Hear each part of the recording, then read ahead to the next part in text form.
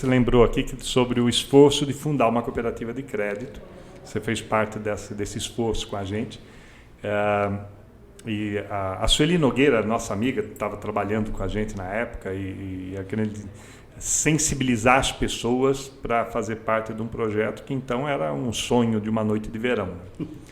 E como é que você, olhando o nosso esforço, que eu sei que você acompanhava, como é que você olhava, e ainda nos ajudando, mas como é que você olhava aquele movimento naquela época? Na verdade, quando a Sueli, né, veio primeiro conversar e depois nós conversamos todos juntos, né, com a chancela da Associação Comercial, eu acreditava que 30 ia se conseguir nos primeiros 2 dias. Eu apostava tanto no projeto, eu sempre acreditei muito no sistema cooperativo em si, e ter uma cooperativa financeira nossa de São Carlos.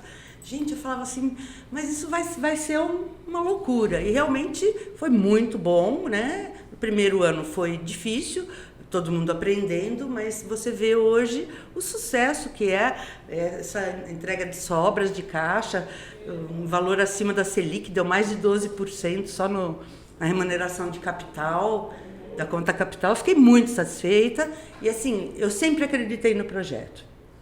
Eu comecei minha vida como bancária, Banco Real, o banco da sua vida. Daí, em 1986, quando o Sarney mudou o horário de banco lá, fomos em 15 mandados embora no Banco Real.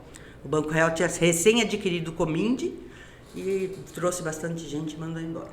Dali eu fui para a prefeitura, trabalhei com a Ângela Macelli, e aí o Bruno nasceu, eu falei, vou ficar em casa um pouco.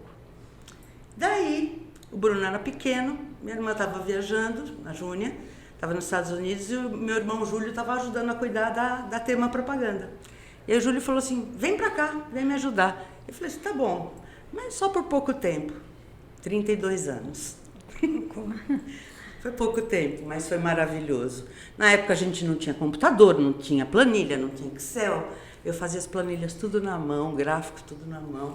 E assim, eu acho que por ter sido do banco, né, havia uma facilidade de lidar com finanças. Então, gosto muito dessa área.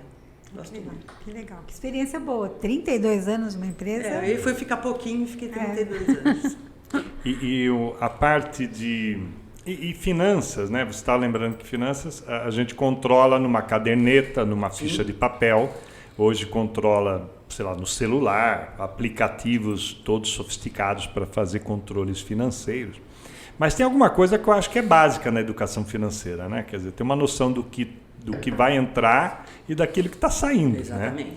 E discorre um pouco sobre como é que é essa disciplina financeira na tua vida.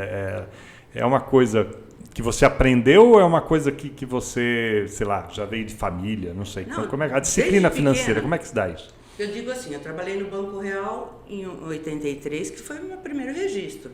Mas em 2000, quando eu tinha 14 anos, meu tio João Bastaldi tinha o escritório de contabilidade e eu fui para lá. Trabalhava meio período, saía da escola e ia para lá. E isso foi dando uma noção bastante interessante do entrada, saída, o tipo de lançamento, os códigos que você tem para você saber o que é uma despesa de manutenção, o que é uma despesa corrente. Então, foi uma formação, foi uma série de coisas que eu levei para a minha vida empresarial. Mas o básico é o que você falou, quanto está entrando, quanto está saindo.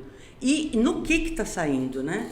Principalmente eu que fiquei 32 anos na área de prestação de serviços, o que mais sai numa prestação de serviço? Mão de obra. Então eu sabia que a mão de obra não poderia ultrapassar X% no nosso faturamento, porque senão incidia em falta de fôlego, né? Em falta de capital de giro. Então esse controle era muito rígido e tinha coisas que você te pegavam de surpresa. Em 1990, o Collor pegou e deixou todo mundo com 50 dinheiros, eu nem lembro que moeda era.